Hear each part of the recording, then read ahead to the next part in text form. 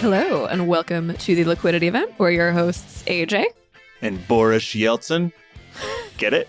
AKA, yeah, I get it. AKA Boris, like you're a... Anyway, this is episode 80, being recorded on February 8th, airing on Friday, February 10th. Happy Friday to our listeners. How you doing, Shane? I'm good. Boris Yeltsin, as I should call you now. Please call me by my formal name. I was going to go with Bearish Yeltsin, but to each their own. Oh, all right. Making it a stock joke now. You know, this is Markets. The Liquidity event. So, that's true. You know, we got to talk about the markets. We never ask each other what we're drinking anymore because we used to record this podcast at 5 p.m. But now we record it it's 11:05 a.m. here in Southern California. Looks like you're drinking mezcal, but I bet it's water out of a fancy bottle. That's correct. I'm water insecure down here in Mexico, so I hoard water in the fridge, including putting it into recycled bottles. Yeah, that's what I do. That's what I do too. But like the fridge is literally littered with like olive oil bottles and Gatorade bottles. I've been reusing this for like 6 months. Is that how you justify single-use plastic purchases? Yes, that's correct. Yeah. Yes, but I reuse them over and over again. Right. Like every I've experimented with millennial. the Nalgene's and the things, and I love my Evian bottle recycled 100 times. Nabil, my husband, actually makes me throw them out like every 6 months. He's like, this is disgusting. You can't do this anymore. Right, because Nabil is the clean one and you're the messy one in y'all's relationship. Creative one. Creative. He works in music. You work in finance. I work in creative finance. I used to work in music. What's going on in your life these days, Shane? I love that repositioning the narrative. It's Art Week in Mexico City. So I was at some galleries yesterday. I'll be at a bunch of galleries over the next 3-4 days. So seeing a lot of cool art. Aren't you the creative one these days? I just go for the free cocktails. I have some friends in town for Mako, aka Art Week. I've been running into... Oh, I love this. I ran into one of our former clients live in a gallery. They fired us 7 years ago, and my friend was introducing... I will guess offline. It doesn't matter. But it was a creative client, thus the gallery. Wow. So that was a funny one. He was like, I don't recognize you. Like, yeah, I used to wear glasses. My hair used to be short when I lived in my former... Nerd. Yeah, back when you met me. And now you're an entrepreneur. Ew. Once an accountant, always an accountant. Oh, man. Stained by the legacy. Speaking of accountants, we have 517,000 jobs added to the U.S. in January. So accountants are excited about their new employment numbers. Gotcha. How about that segue? Gotcha. I guess we're done with personal check-ins. I have one more personal check-in, which is that I met Sir Paul McCartney over the weekend. And it was honestly the coolest moment ever. And he's wonderful and nice in person. And I almost chickened out. And thank you to my husband who said, don't chicken out. Go talk to him. I will take a photo of you. So amazing. Well, you went to the Grammys over the weekend. We're going to skim over that. I did go to the Grammys. Yes, I went to the Grammys. My husband works in music. We got to go to the Grammys. As a jaded millennial, I was like, no, Grammy's cool. It was really cool. I love music. And it was just really amazing to see everyone perform. Lizzo's speech was the highlight for me, for sure, after meeting Paul McCartney. And you met a Beatle. I met a Beatle. It was awesome. That's a bucket list item, for sure. For a lot of people, meeting a Beatle. Definitely. Sir Paul McCartney. Incredible. Sir Paul. He made a dad joke. It was great. Oh, so good. Wait. You got to share Sir Paul McCartney's dad joke. It was like... Do not tell me you forgot. Hi. No, it was late anyway. It was something along the lines of like, oh, hi, I'm your Uncle Joe. Like, he's like, always make this joke. And he's like, I should charge you $20 for this photo. And he's like, but I'm not going to do that. I don't know. It was like a very like weird, funny interaction. And it was very cool. He's had a lot of at-bats for the, can I get a photo with you? I imagine so. He was very well trained and rehearsed. In a good way. Did you see the videos of Ben Affleck at the Grammys with J-Lo? Yes. Incredible. Ben Affleck was not psyched to be there. J-Lo was great. Did not want to be there. Well, J-Lo is a pretty intense person. Yeah, the best was Beyonce was literally stuck in traffic. That was the funniest part, which is like, you're Beyonce. It doesn't matter. Like, LA traffic will still get you. And she like missed accepting her award. That was the the second to last one she needed to break the break the record for the most Grammys ever won by one person, which she did. Speaking of breaking records. Yes, thank you. Important life update. The U.S. did add 517,000 jobs in January alone. That exceeds December and November combined. What does that mean to our listeners? Well, we've been talking about layoffs a lot lately on this podcast, almost nonstop, ad nauseum. We're going to talk about it again today, but this is some bright news. Most of these jobs, unfortunately, were not within the tech sector. We do see a lot of bouncing back within the leisure sector, the travel and leisure sector, which still isn't back to where it was pre-pandemic back in 2020. Finance and tech, we do have some images here. Who posted this, by the way? Is this a Bloomberg article? This is the Journal is discussing this. Why else is this relevant? Well, unemployment is at the lowest rate it has been at since 1969. Nice. And nice. What, halfway through the U.S. involvement in the Vietnam War? Right. Yes. Summer of love. Right. Well, yes, there was a lot of maybe weapons manufacturing happening back then. So yeah, literally wartime is the last time that unemployment was this low. What does this mean for our listeners? Well, the Federal Reserve, for those of you trying to get a mortgage, you're keeping close track of the Federal Reserve's interest rate targets. And with high job numbers come a dampening of or an increase in the interest rates by the Federal Reserve, typically in order to cool down a rapidly inflating economy. More jobs equal essentially inflation, unfortunately, because more people are getting paid more, which drives up, the demand or the supply of money to purchase goods. So this could mean that we're going to get another interest rate hike from the Feds. Any other takeaways we should think about with this article?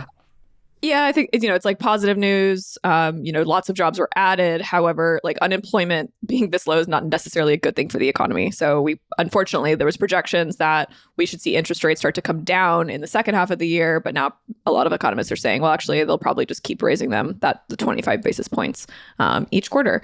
Yeah, it's interesting that, there's a lot of growth in the leisure and hospitality sectors, as you mentioned, Shane, but in the tech sector, the information sector, as it's called, there's actually a net loss of 5,000 jobs, which we've seen basically reflected in layoffs, which we're going to talk about in a minute here. No, I didn't see that. I mean, yeah, the life is back to quote unquote normal, right? The executive order saying that there's an emergency state for COVID has been lifted, I believe federally. There's definitely news in California. Governor here, life is back to normal, right? The economy is recalibrating after this massive, once in a lifetime event that caused most industries to halt production or halt service for a 6-month or more period. So my takeaway here is this is generally good news, but we're still feeling like the shockwaves of COVID. And tech is not the best space to be in right now. There was a lot of job growth in 2020 and 2021, 2022, and now we're seeing that contract now because of some overhiring to meet demand. Which leads us into our next article. Yeah, we have a couple of articles here from TechCrunch and Bloomberg about the labor market in the tech space. Specifically, Dell has laid off 5% of its workforce, is one of the most recent announcements as of February 6th. They're going to lay off 5% of their worldwide workforce. Dell does have over 100,000 employees, so it looks like about 6,500 tech workers at Dell will be laid off. There's also an article from Bloomberg around the target of layoffs within most of these tech companies turns out to be the middle management. Any thoughts on these? I've got some, but I want to get your thoughts first before we dive in. I will give you my thoughts in a second. Quick question. Have you read Michael Dell's autobiography? No, but I should. Neither have I. I know it's been on my list to read for decades. That's the number one I do know about his life. I know he started Dell at UT Austin in a dorm room there. And I used to live in Austin, so Dell, I used to work on that's the mythology. For Dell. Yeah, I worked at PwC and we used to do a lot of Dell's work. And my best friend was in PR at Dell, so I saw behind the curtain. It's a cool company. Michael Dell, interesting entrepreneur, has not been in the news a ton for negative billionaire stuff. Yeah, he's kind of dodged all that. Yeah, that's why I want to read the book and get to know him a little bit more from his perspective. I do know that he is one of the people, when people say billionaires that pulled themselves up from their bootstraps, he's one of the poster childs for well, yeah, sure, but his dad was probably a lawyer and his mom was an electrical engineer or something like that. It's always the billionaire story. They always leave out the fact that they come from upper middle class families to begin with before they pull themselves out. Wealth. Right. Not vast wealth, but enough to get you to college without great hardship and student debt. Yes, exactly. Should we have a Liquidity event book club where we read a book together and talk about it? I started reading the three body problem. Oh, what is it? The sci-fi book that you're reading. 3 Body Problem. Yeah. Oh, so we're having a book club. Oh, great. We're already having a book club. You didn't know it, though. Great. I'm so excited. Well, I'm struggling to get through it. I like it. It's a little slow. I'm working on it. Anyways, what was the question? What do I think about targeting middle managers in layoffs? The article from Bloomberg, just basically saying that middle management has been a lot of these layoffs we've been seeing. Oh, hey, Josie. That's my friend Josie who just walked by. How was that in the background? What's up, Josie? There was a staggering statistic here that Google employs more than 30,000 managers. I guess that makes sense. They have about 200,000 employees, or shy of 200,000, less now after layoffs. But I think that was just a commentary on, in the 80s, we had this like bloat of corporate bureaucracy, right? Famously, GE's CEO Jack Welch said, we want to have these lean and mean organizations, which was in response to these like fat and mean organizations. So, there's like this mythology of Google in the early days would hire basically entrepreneurs, like people who had great ideas and had that entrepreneurial spirit, which, got Google to where it was in terms of innovation. But can you scale a company that's got 190,000 employees without management? I think the answer is no. And so when we're talking about layoffs, when we're talking about trimming the fat, to make the bottom line work, management is going to be one of those first layers to go. Typically, tech companies are not laying off the engineers, typically because they probably don't understand the tech. So someone's afraid of laying off, a sector of the engineering force because they're afraid that part of the website might go down, or if it does, it can't be fixed. So that's my take here, is that it makes sense that management is one of those easier departments to cut, because it's easy to say in the news and to your investors, we're going to trim the quote unquote fat. Yeah, for sure. I've got two takes on this. Take me away. Yeah, I'm gonna reiterate some of what you're talking about. One thing I do want to highlight is how much attention layoffs get, and then the snarkier, like, media loves to run. Like what is it? Bleed blood. What is that old saying about bleeding heart? No. What? I'm asking the wrong person about idioms. You're asking AJ about an idiom. What's wrong with you? Anyway, bleeding hearts sink all ships. No, oh God, never mind. A lot of. That's ink, the title, by the way. A lot of ink spilled around layoffs, and then the snarkier of the publications, like TechCrunch, for example, they talk about the layoffs and they add some color to try to provide some context, and they try to say that in 2015, Dell bought a company for $60 billion, and what they're trying to say here is that these companies, and they do it with Salesforce. They talked about the Slack acquisition as another example of like, well, these companies are buying all these giant assets for billions of dollars, but they can't take care of their employees. And it's like, okay, let's put some things into context here. Like, I would wager that 95% of Americans don't know how a P&L or a balance sheet works. So how much do these people really cost? Like, they're saying these 6,600 people that are laid off, like, if they're buying companies for 60 billion, surely they could have kept these 6,000 people. It's only 5% of your workforce. How much could it cost compared to a $60 billion acquisition? Let's assume that these 6,600 people maybe cost $100K on average salary at Dell. You add in the benefits, you got $150K per person. How much do you think that would cost? 6,600 people, $150K. I don't know, $1 billion? It's $1 billion a year in salaries. Yeah. Now, this Dell has revenue of $25 billion a year.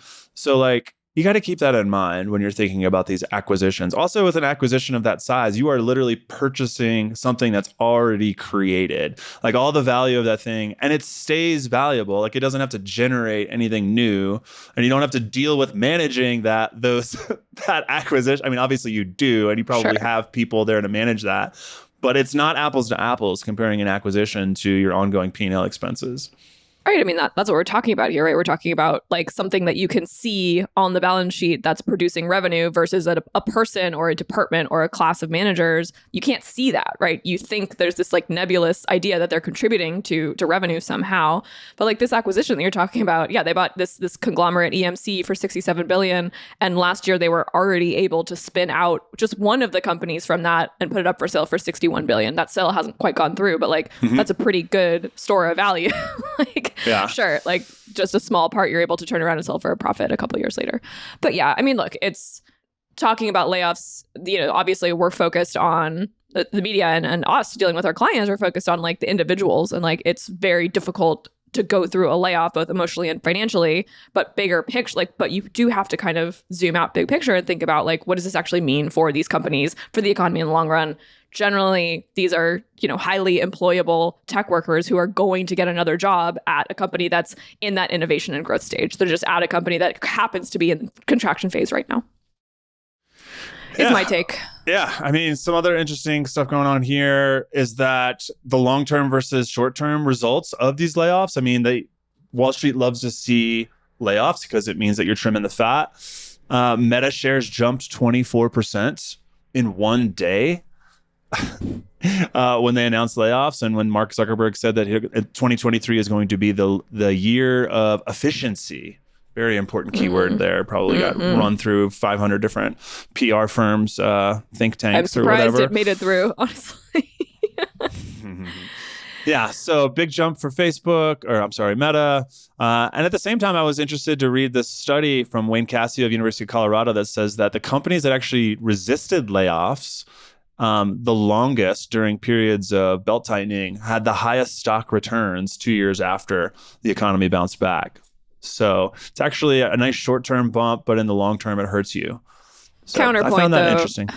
Counterpoint to that, just anecdote based on this guy's a professor and I'm a nobody, but like counterpoint to that, if you're give me your anecdotal evidence. Yeah, but if you're on the vanguard, you're leading the layoffs. Like your organization is in DEFCON 5, right? Like you need to make a layoff to make something work. So if you're the first person to announce like, hey, downturn, we overhired, we need to do layoffs. Like there's probably something else going on rather than like, I mean, a couple of these different articles talked about like, basically like companies will literally just have to announce layoffs to, appease investors, which is like, well, everyone else is doing it. Like on their earnings call, somewhat, a reporter might ask, hey, everyone else is doing layoffs. Your profits aren't what you said they were going to be. Why aren't you doing layoffs? So it's almost like you have to have that.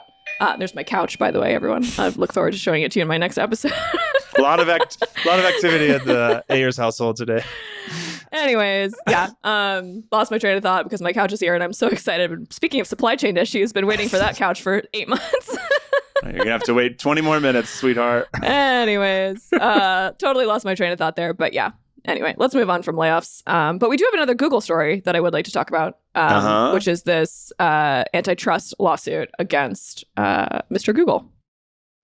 Yes. Before I forget, the middle manager thing, one last takeaway, which I didn't really think about, like middle managers are getting laid off. Google was famous for not wanting any managers between the coders and like the executives. And it turns out like if you don't have middle managers, I always wonder like what the true value is. Apparently people at the company will develop the same product in parallel next to each other.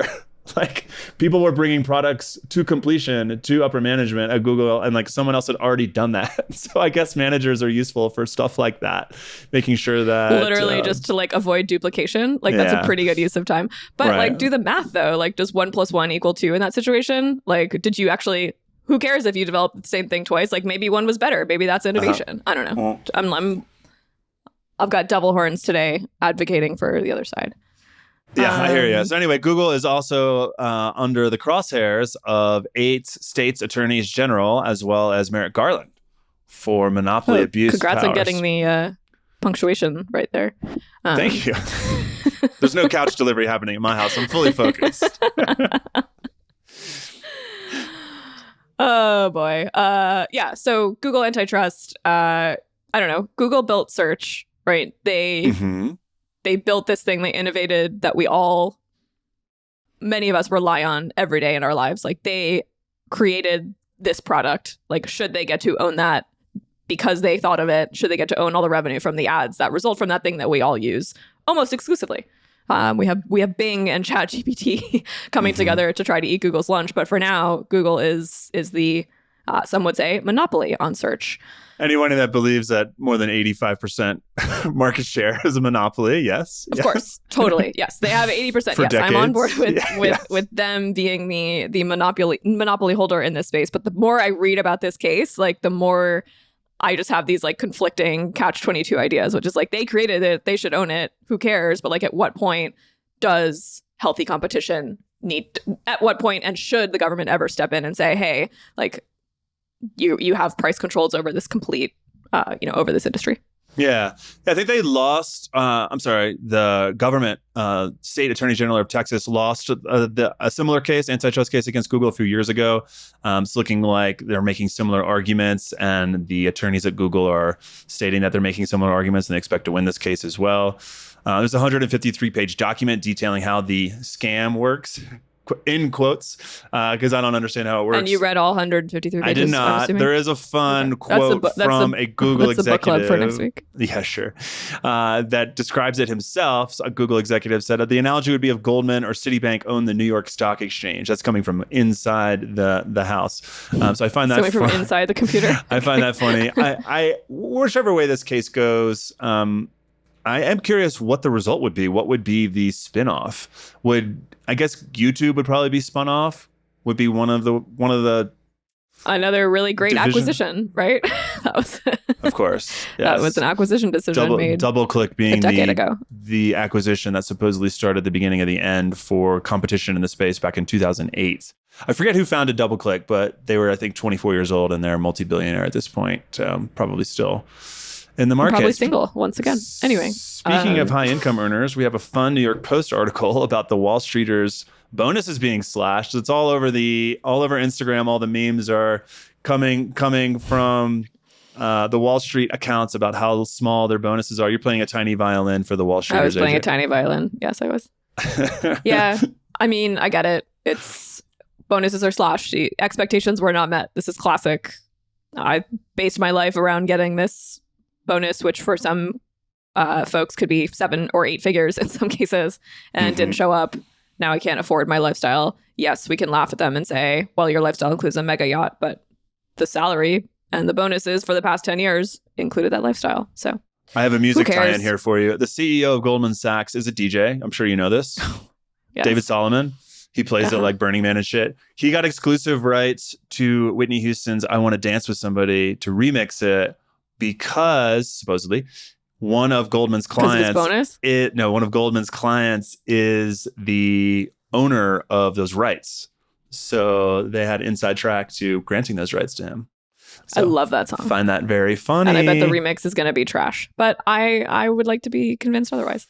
He only makes $25 million a year. So tiny violin.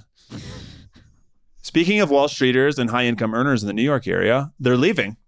According to the Realtors Association of America, there has been a constant exodus out of New York, Illinois, and California to low-income tax jurisdictions such as Florida and Texas, where it's 0%, as well as Tennessee, 0%. It looks like California lost 0.3% of its population. New York lost 1% of its population. Illinois lost 1%. Jersey and Massachusetts also have decreasing populations. Home to where our clients work typically, AJ. Indeed. Yeah. Moving to Florida, Texas, North Carolina, South Carolina, Tennessee. I would say across our clients, and I don't have the exact data, but anecdotally, I would say our percentages are much higher. I would say it's 10 to 15% of our high earning folks in California and New York are leaving to Carolinas, Florida, Texas, etc. Not necessarily for lower taxes, but certainly for quality of life, sunshine, lower cost of living. Hey, I can't. $1.5 million doesn't get me shit in New York City. It can get you some pretty nice places in other parts of the country. It is really embarrassing when it gets you in New York City. Yeah. Yeah. And I think San Francisco is actually worse in terms of, real estate, like what you can actually get for your money if you want to live in the metropolitan area. We've talked about this a lot on the podcast. This is our segue to our next article here. He turned Wall Street offices into homes. Now he vows to remake New York. We have what a Svengali.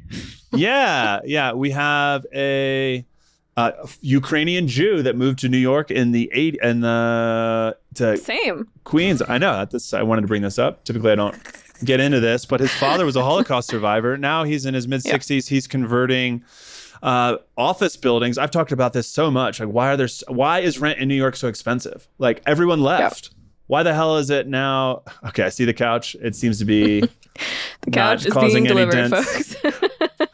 What an episode we have here. Anyway, I finally got an answer. By the way, folks, I was literally crying before this episode started because I got some bad personal AJ news. was crying when we came on to the episode. Now we have couches delivered. She's losing her segue. A lot going on today. Jesus Christ. Can I get a conversion segment? An 8.5 episode. Okay. All right. She's rating it already. Anyway, I finally got an answer on why it's so hard to convert office buildings to, this isn't just a New York story. This is also a San Francisco, Calgary, like really all over the world where people have shed the use of offices due to remote work. How do we convert those buildings into residential? Apparently in New York, if it wasn't built before 1961, it's really hard to get the city to bless that. Also because office buildings are just built in a different way. They don't have the plumbing for 60 units per floor. There's generally just room for one bathroom on the whole floor. So it's not really designed for a bunch of other like individual use bathrooms. Also, they're designed to be open floor plans. So if you were going to build an apartment, it would have to be like a railroad. Otherwise, there would not be any. The interior units would have no windows.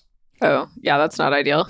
New York has a law that all apartments require a window that opens to the exterior, as opposed to the old tenement laws where you could just have. And I've been in New York apartments where you don't have an open window. Same. Yeah, you and I have spent a lot of time. I've lived in one. Deep Brooklyn. Yeah. So apparently that's a big part of the problem. But we have Metro Loft Developers has a 25-person firm that has already converted about 3.5 million square feet of Lower Manhattan. Apparently, over 20% of office buildings in Manhattan are vacant. I don't see that stuff coming back. Wow. Yeah. Yeah. Ever since it was only like 7% in Q1 of 2020. And now it's at 20%. So it's like tripling the amount of open spaces. And I don't see that stuff coming back. Do you have thoughts on this? I think this is good. I think we need more competition in this space. I would love to see, I mean, look, the people that are going to have the money to put this up are going to be these massive developers, but would love to see housing actually become slightly affordable. So I think we're going to need some legislation here to make sure that these developers are incentivized to build. Yes, you can build your luxury high rises and charge, $10 million per giant floor with one bathroom, but we're going to need some housing for people that, make a median wage, not on the top 1%. And I think New York City does some of that, right? And like a lot of these high rises have to have a certain amount of affordable housing built into them. But I think we need to increase that, especially if we're going to be redeveloping this office space that is like so close to where so many people work. That's my leftist take on that. Yeah, continuing the leftist take, I'm sure 100% of these conversions are going to be luxury condos that won't be irrelevant to you and I, but super useful to a Russian-owned LLC. Moving on, how much money do you need to earn to be in the top 1% in every U.S. state? CNBC lets us know. This is clickbait, in my opinion. What do you have here? Yeah, I literally wrote. I'm trying to come up with a point this article is trying to make, and I have nothing. Yeah, can we move on? Basically, a way to make yourself feel bad that you're not in the top 1% in your state. I am not in the top 1% in any state, is what I learned here. So that was cool. Can I speed through some tax stuff because we only have 90 seconds left? Sure, hit me. Go. All right, sorry. So Tesla stocks soar as IRS expands an EV credit. Apparently, the credit that the Congress was passing on to electric vehicle owners did not qualify a lot of like SUVs. Tesla is up 40% in January based on them expanding that credit to include Tesla Model Ys and a higher $80,000 price cap for those vehicles. It also includes the Ford Mustang Mach-EV, Volkswagen, some other stuff. So for those of you in the market, look forward to y'all claiming a credit. Hold off on filing your tax return. According to the Wall Street Journal, the IRS tells millions of taxpayers due to some checks that the state of California wrote to the tune of $9 billion to its millions and millions of residents that could be taxable. The IRS says, please do not file your return until we figure out if those checks that we wrote to middle class taxpayers. It's not just California. I believe it's Virginia. There's a couple states that wrote checks. If you got a check and you're not sure if it's taxable, either file early and just expect a letter in the mail from the IRS, or just wait. Thoughts on that? Thoughts on that? Wait, and further reason to file an extension. Wealthy people go on extensions. It gives us more time to get your tax return accurate. If you're filing your own return, also a great idea to go on extension. Make sure you pay your tax, but you don't necessarily need to file your return. Yeah. AJ, you want to go long and talk IPOs? Sure. Yeah, let's go a little long. Why not? Okay. All right. Let's take the pace back down. We finally have some good news. Well, thank you for that tax update, Shane. Now we can sit back and have a little more time. Anything else to add there? No, not really. I think Tesla Model Ys are probably going to be one of the highest selling of the electric vehicles. I was really surprised that Tesla's up 40% year to date. I guess it got walloped when Elon went through the whole Twitter thing. Catastrophe. So it being up 40% is largely of a function of it being down 40% in December. So that's when the deal closed, or around that time was when the deal closed. Oh, by the way, the Cadillac Lyriq is sick. I've seen them around town. They're beautiful. They named it the Lyriq, the Cadillac Lyriq. That's a great name for a car. Lyriq. Cadillac does seem to have, which is funny because the Hyundai EV is the iconic with a Q also, so they're very confusing. They look very similar.